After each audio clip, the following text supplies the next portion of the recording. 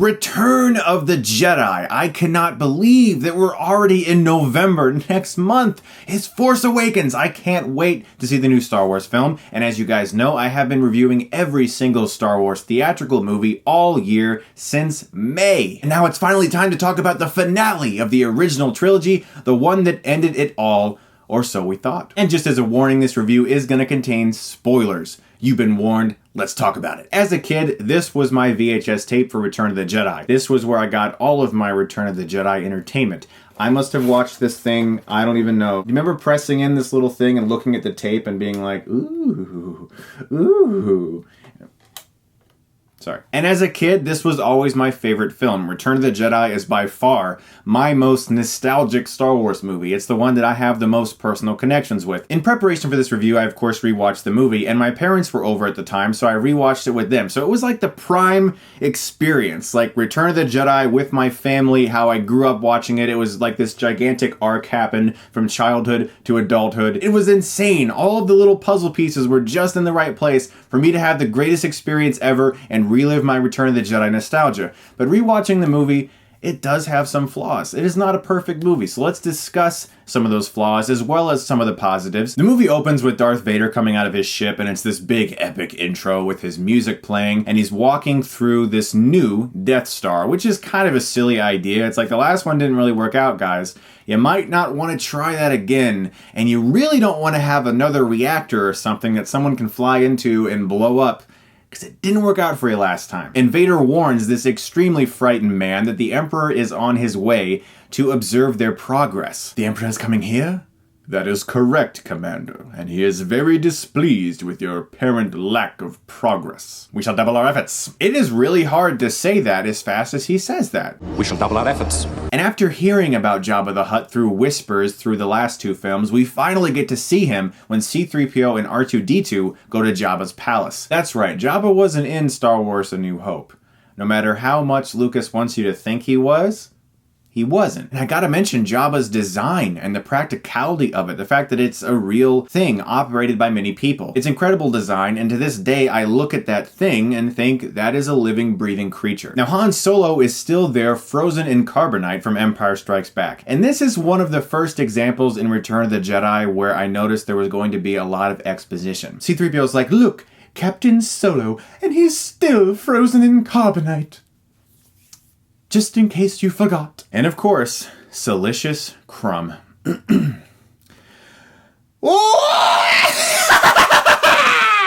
One thing I noticed about Jedi rewatching it was that R2, similar to at the beginning of the first Star Wars movie, R2's on top of things and C-3PO's like, ooh, ooh. And I like the callback to that formula from the first one. And throughout this scene, we see that Boba Fett is at Jabba's palace as well as Lando in disguise. And when a dancer doesn't quite satisfy Jabba, he throws her into this pit. And I love the screams that set up whatever's going on down there. And when this bounty hunter brings Chewie to Jabba and holds a thermal detonator, I've always loved how after that entire sequence is over, Boba looks over at the bounty hunter and just nods. It's like they have some sort of silent bounty hunter respect. And in the following scene, this bounty hunter frees Han Solo from the carbonite. You have hibernation sickness. Your eyesight will return in time. And of course, it's revealed to be Leia, and it's a sweet, like, aw moment. Like, Han and Leia are together, yay. And Jabba's there and ruins it all. Slimy bastard. And I've always loved the following scene where Han gets reunited with Chewie in prison, and Chewie's just hugging him and everything, and Han's like, I'm alright, pal. I'm alright. But before Chewie hugs him, and he's not sure if that's Han, this sound that he makes when he's in the dark, it's my favorite Chewie sound ever. It's like, Now we get introduced to Luke Skywalker, but he's not the Luke Skywalker from A New Hope, and he's not the Luke Skywalker for Empire Strikes Back. This guy is a badass. He no longer wants to go to the Tashi station and pick up some power converters. He no longer wants to blast off and face his father without completing his training. You will take me to Jabba now. Adu taku to Jabba now. Before Jabba, Luke reveals his plan to bargain for Han Solo's life in some way, and Jabba doesn't want anything to do with that, sends him into the Rancor pit, and we get to see what this creature is. And it is a marvel of stop motion. However, today, certain shots don't hold up that well, at least compared to the special effects of the first two films. Usually whenever Luke is on screen and he's obviously looking at a blue screen of some kind, and it just doesn't hold up as well anymore, but the actual stop motion creature, any wide shot of that thing moving, it looks magnificent still. And I gotta talk about the Rancor Keeper, okay? I gotta talk about him. You know, the big chubby guy who looked at the Rancor and he's like, and his little friend is like, Igabaya. I don't know what they're doing, but he's so sad about the Rancor. And when I was a kid and I collected the Star Wars figures, that was one of the last ones I got, because I was like, do I really want this thing? And in the following scene, we're introduced to something that was, I believe, integral to my puberty, and that is Carrie Fisher as Slave Leia. There's been a lot of talk about this, you know, that it disrespected her strong character and everything, but when I was 12, it really didn't bother me. And during this sequence where Han and Luke are meeting each other again, and Luke is telling Han to be calm, it's going to be all right, we have a plan, there's a lot of that blue screen projection shot stuff going on right here, and it doesn't hold up anymore. And since I talked about the degrading effects of Phantom Menace, I had to talk about them when it comes to Return of the Jedi as well. The other two films barely have anything like that. This film overused that technique. So we come to the Sarlacc Pit sequence in which Jabba is going to throw Luke and all of his friends into this mouth in the ground and be digested for 1,000 years. Luke looks up towards R2, who, as I said, is ahead of things. That lightsaber shoots through the air, Luke flips back up, and it's green. Now look, we all know it's green, but when I first saw that, I went, oh my god, a green lightsaber! Wow! Like, I had never thought of that. As a kid, I was just like, yeah, they're all blue and red, right? When I was a kid, the only reason I told everyone my favorite color was green was because of Luke's lightsaber. And he starts slicing and dicing, and I got goosebumps everywhere watching this movie again recently. Lando reveals himself, he starts helping out. Now let's talk about Boba Fett in this sequence. I love the line. Boba Fett? Boba Fett? Where? And he just dies, like, in the easiest way. It could have been, like, so much better than that, but I have a feeling the filmmakers almost underestimated how popular Boba Fett was. And Leia gets her revenge on Jabba by choking him out with a chain, which in some way also added to puberty. I'm not sure how. I've probably said too much. Now, rewatching this sequence as an adult, I must admit there are times throughout this scene where some of the shots could have been better. A lot of the shots where, say, Lando is about to fall into the pit are from far away, very zoomed in, not a very impressive shot, really. So after they escape Tatooine, Luke heads off to Yoda for some unfinished business, and we get our first real introduction to the Emperor. Now, Ian McDiarmid as the Emperor, he's amazing. I mean, he just was vile and disgusting and just gross. And it's not just the makeup. The way he moved his body, the way he held his hands, the way he hunched over, his vocals, everything was just pitch perfect. Also, it was very jarring, in a good way, to see Vader subservient to somebody. This is who he serves. This is his superior. And that was something we hadn't really seen in the other films. Just like with Empire Strikes Back, Yoda is the best. He's still happy and optimistic and silly. I do. Yes, I do. When 900 years old you reached, look as good you were not, And as you guys probably know, Yoda eventually dies in this scene, but before he does, he confirms to Luke that Vader is in fact his father, as well as the fact that there is still another Skywalker out there somewhere. And Luke is just sitting there like, why don't people tell me things? Obi-Wan didn't tell me about my father. What's this, I have a relative? Like, he's like the most oblivious person to his family. Watching it as an adult, though, it did feel a little rushed. I felt like I was still kind of getting into the movie and not quite ready yet for a Yoda death scene. And even that was also very rushed. I wish there was a little more with him, because the Yoda stuff in Empire was riveting. Just the one scene in Return was great to see, but it felt abrupt. And like I said earlier, Return is a bit exposition heavy. Obi-Wan's spirit comes in to tell Luke some more stuff he needs to know. It's a little silly that he sits down, like his spirit sits down on a rock. I'm not like, it's nitpicking. Excuse me, Luke. I need to take a load off. Being a ghost is very, tiring. And this is where Luke figures out that Leia is in fact his sister, and it's a cute scene, you know, but then you think about Empire Strikes Back and you're like, oh boy, they kissed. I imagine Luke was in his X-Wing and probably got some of his Jedi mouthwash and was just gargling for an hour. Now in this sequence, Yoda as well as Obi-Wan are both just telling him you have to face Vader. They keep saying it over and over again, kind of to remind the audience, he can't be a Jedi unless he faces Vader. I get it. They just keep bringing it up, like, you need to face Vader, but he's my father. Doesn't matter. I can't do it. Doesn't matter, sorry. Now we cut to the other rebels, Han and Leia, and they're planning the eventual assault on the Death Star, which includes going to the planet Endor, where they have a base that needs to be destroyed because that's where the shield generator is around the Death Star. Now in this scene, Han meets Lando again, and they're fine, I guess. Hey, Lando betrayed you. You might want to be a little mad? We're to assume that in the time that's passed, they've made up. But the fact that the script glossed over that confrontation took a lot of the emotion out of what could have been there between those two characters. And I love our heroes teaming up, Luke coming down there. I'm with you too, guys! Leia! A little bit too close, Leia. Let's back off a little bit. What's wrong, Luke? Ask me again sometime.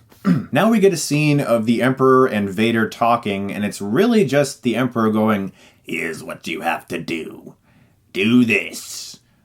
Bye-bye. It's just an exposition scene that isn't really that interesting in the long run, and nothing really happens except the audience is told more information that we need to know. Now there's a little bit of suspense generated by the fact that the rebels might not have the correct code they need to get to Endor, but once they do, I love the look of Endor. I've always had a thing for the woods. I think the woods are beautiful. I love taking walks in the forest, and so automatically I love the fact that part of this Star Wars movie takes place in a forest, which is so awesome, and it doesn't feel like a set ever. It feels very realistic. And I've always loved the scene where Luke tells Han to dispose of some guards quietly, and Han's like, hey, it's me. I've used that line in real life so many times. At night, my wife will be like, hey, don't forget to take out the dogs before you go to bed. I'm like, hey, it's me. Now we get the speeder bike sequence, which I think is edited beautifully. Unfortunately, some of the shots just don't hold up anymore. And again, I'm not comparing them to today's films. I'm comparing them to Empire Strikes Back and Star Wars, the films that came before this that used similar technology and made it look better. Now we get to a very controversial subject, that of the Ewoks. These little guys are cute. They're fun, they're furry, they're adorable.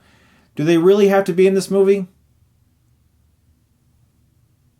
Not so much. Gratefully, it's not like Jar Jar Binks level of annoying. I mean, not even close. They're also not in the entire movie. But they don't feel like they need to be there. They're the very first thing I can think of right now from the original Star Wars films that felt like they were there for kids. And I just don't really buy that they would do anything against Imperial stormtroopers. I get that they could topple over some walkers with their logs and smash them with tree limbs and stuff, but the Ewoks throwing rocks at stormtroopers who are helmeted?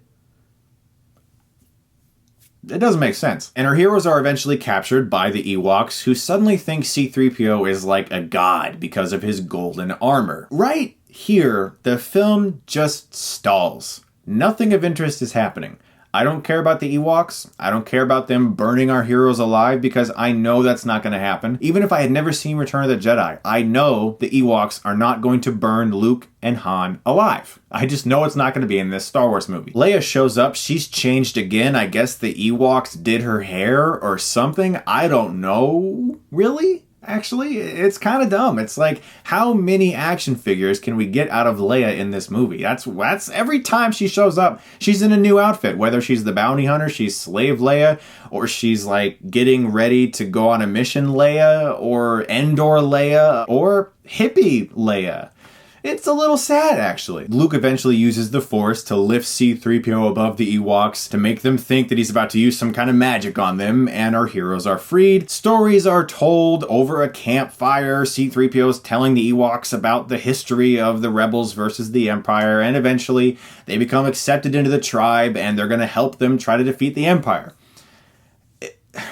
Okay, now in the following scene, Luke and Leia have a conversation that's very important in which Luke tells her that they are siblings. And she seems to have always known this in her heart, which is a very sweet idea. I like that. I like that she's not totally shocked by it, that she feels as if she already knows. That's really cool because that is true to her character. She has the Force within her. She has the ability to use that side of her. And so I think that was a really good idea to make her suddenly realize that she's always known there was some sort of connection there. But what's sad is that what she says next doesn't really make sense because of Episode 3, Revenge of the Sith. If you've seen Revenge of the Sith, you know that the babies were taken away from Padme instantaneously. So when Leia says the only memory I have of my real mother is images and feelings, logically she wouldn't have any of those because she never actually knew her mother at all. So the only way that can be explained is that if in some way through some sort of Force connection, she has images of Padme in her brain. And it's one of those things where it's like, no, I can explain it.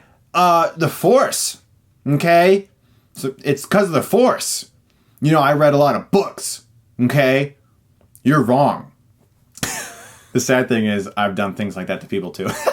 Also, this brings me to another missed opportunity in the screenplay. Just like when Han and Lando could have had some sort of emotional confrontation, there should have been a moment in this scene where Leia stands back and realizes, holy shit, Vader's my father. Because Luke tells Leia, Vader's my dad. And Luke tells Leia, you're my sister.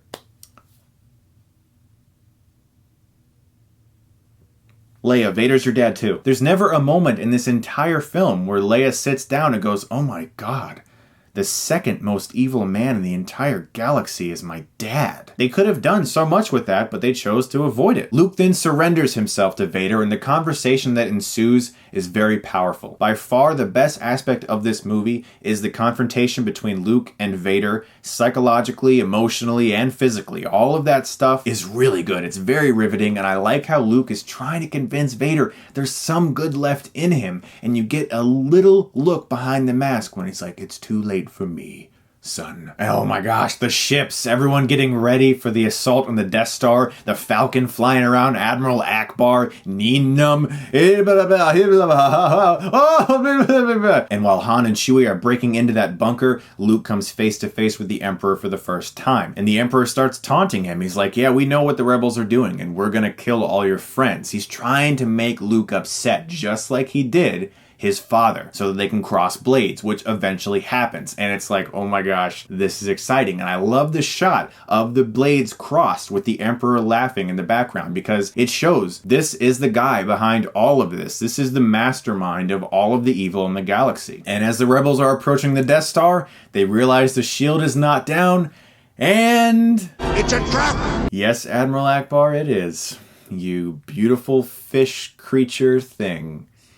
It's a trap. Luke against his dad is extremely exciting, and oh my god, some of the best ship-to-ship battles in the original trilogy take place here. Also a really good idea in this sequence is when the stormtroopers come up behind Han and Leia reveals her blaster, and they say the exact dialogue they said in Empire Strikes Back, I love you, I know, except in reverse. Really clever idea. The rebels finally break in, destroy that shield generator, and we cut back to Vader and Luke. Vader antagonizing Luke about his sister, about the dark side, as Luke stays behind in the shadows, and the split light and dark on either side of his face tell us that he is in the middle of a battle taking place in his mind. He knows that he has to be on the light side, but that dark side is tempting him, and he explodes on Vader the second he mentions the possibility of Leia switching over to the dark side. There's no choreography here. There's no planning. This is just pure rage and anger taking place, and Luke overpowers this older man very quickly, sees that he's chopped off Vader's hand, realizing, oh my god, that's what my father did to me, I'm becoming my father. He throws the lightsaber away. You failed, Your Highness.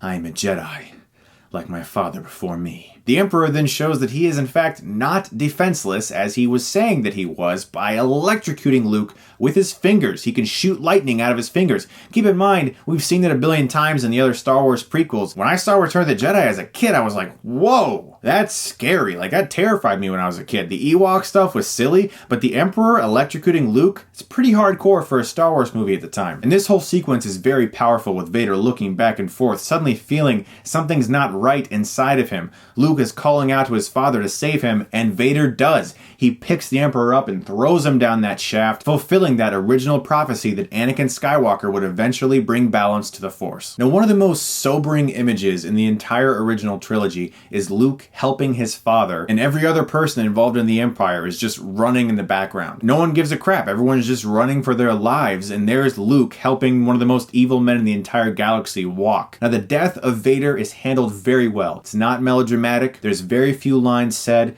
but it was perfect. Now, the Falcon and Wedge traveling through the Death Star still looks incredible to this day. They find the reactor, they blow it up, they're racing to get out of there in time, and I got chills over my entire body when the Falcon launched out of the Death Star. It's so much fun. Han eventually finds out that Luke and Leia are brother and sister, and he doesn't seem terribly shocked by it. He has like this kind of comical like,